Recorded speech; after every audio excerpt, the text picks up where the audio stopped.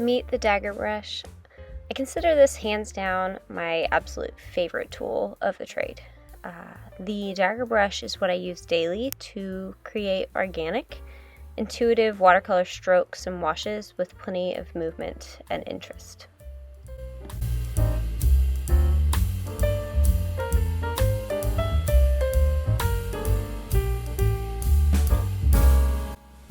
Many different companies create dagger brushes, but my absolute favorite are made by Princeton Brush. Princeton has a variety of sizes and textures to help me create with loose and intuitive flow.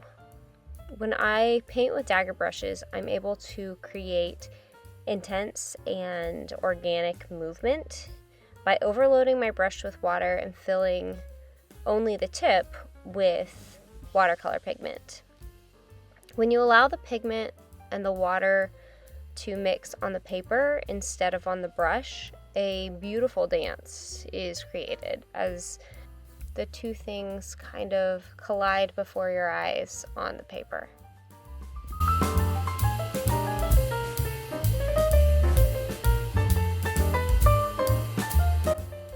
I use my dagger brushes in a variety of different ways, one of my favorites being to create abstract florals. I'm able to create organic petal shapes with pigments flowing from the interior to the exterior in a really dynamic fade.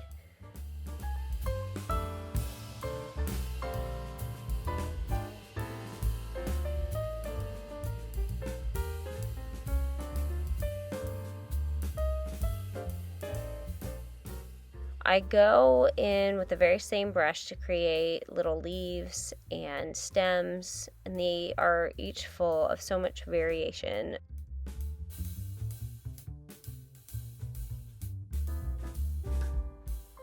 I always kind of try to make sure my brush is completely overloaded with water so that the pigments can mix with the water and create their own thing, reminding me I'm not really in control. Besides painting florals, I create abstract washes and shapes which lay the foundation for so much of my abstract work. Whenever I paint abstracts, I'm visualizing a pouring out of emotion. You can see how each piece has a tight or concentrated point that opens up, pouring out beauty.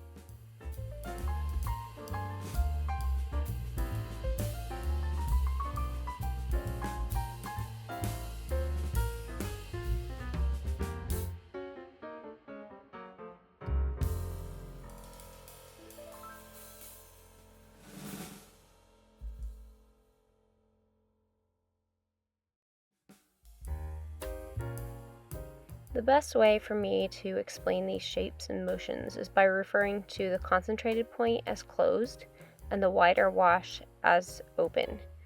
Here in this next visual, you can see how I go from a closed to open,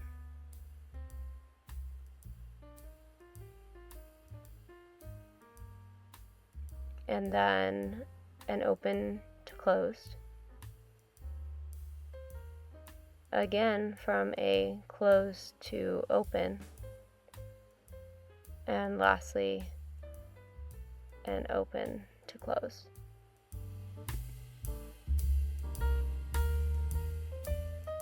Can't help but to keep playing. These brushes are just so fun and free because you don't have a lot of control over the end result. And I think that's the most important thing to me about my process, is to be reminded that I'm not in control. This is about the process, it's not about the end result.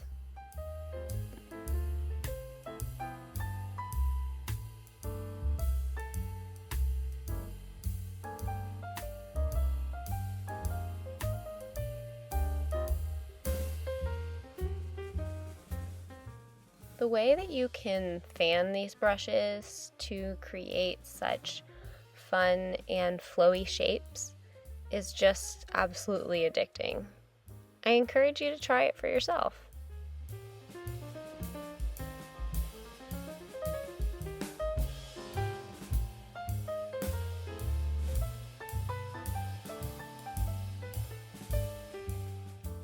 clearly I had to just go ahead and take these abstract forms and turn them into fun little dancing florals, because that's just what I do.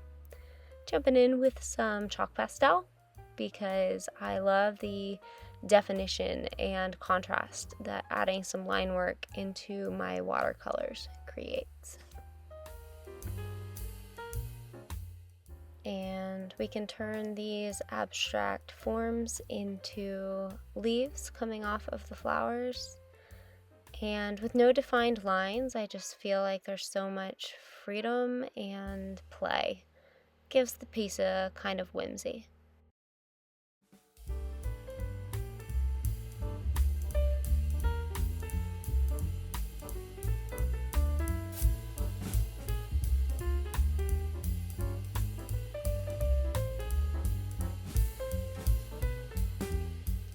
Here we can come in at a different angle to kind of show you how the brush hits the paper.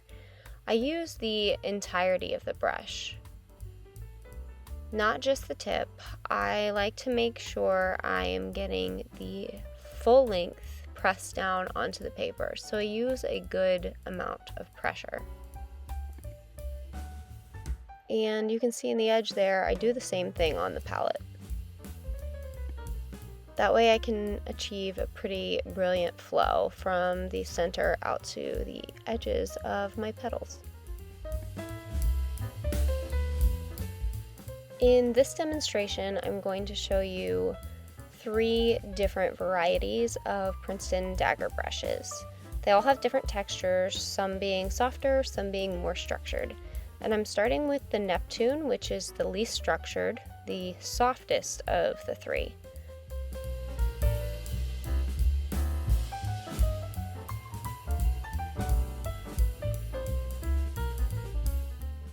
Next, I'll be demonstrating with the Aqua Elite, which is possibly my favorite.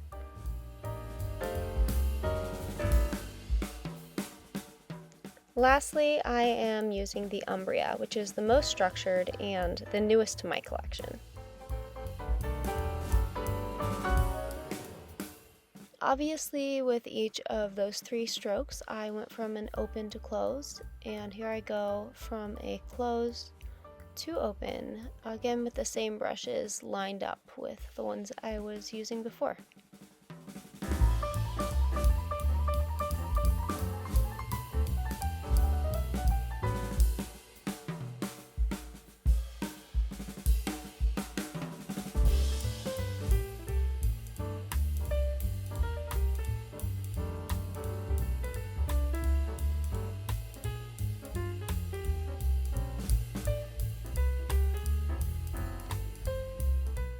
Come on, how dare you roll around?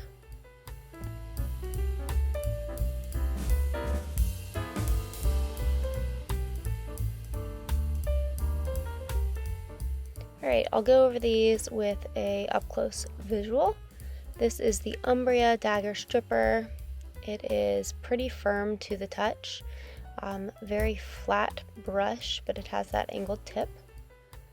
This is the Aqua Elite 3/8 inch. It's a little bit firm to the touch, but not quite as much as the Umbria. But you see it still has some structure.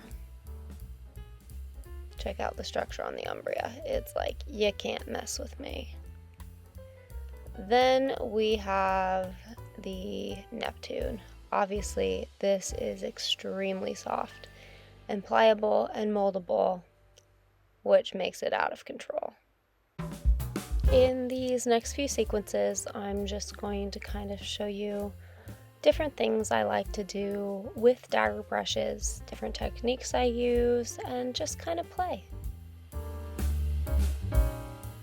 You can always ask me questions in the comments, and I will try to get back with you as soon as I possibly can. I'm a completely open book. I do also teach classes privately over Zoom and go through my entire abstract process. So I really dig into the different mediums I love, the different tools that I love, and go over a lot that I do with my dagger brushes. Here you can see I am hydrating soft pastels with a dagger brush, creating kind of a watercolor wash. I love to just smoosh it in there.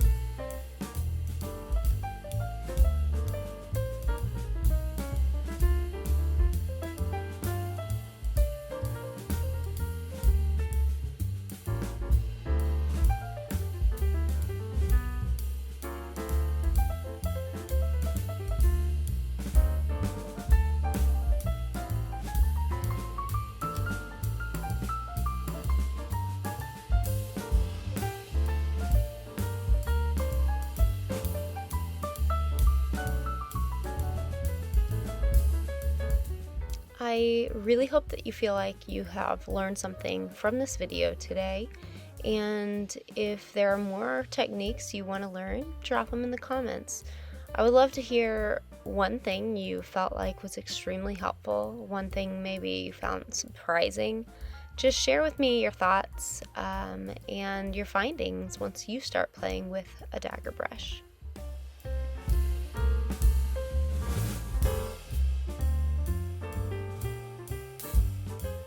Remember that this is just the way that I use dagger brushes. There's no right or wrong way, and everybody does things differently. So I would really love to hear what you find on your own creative journey.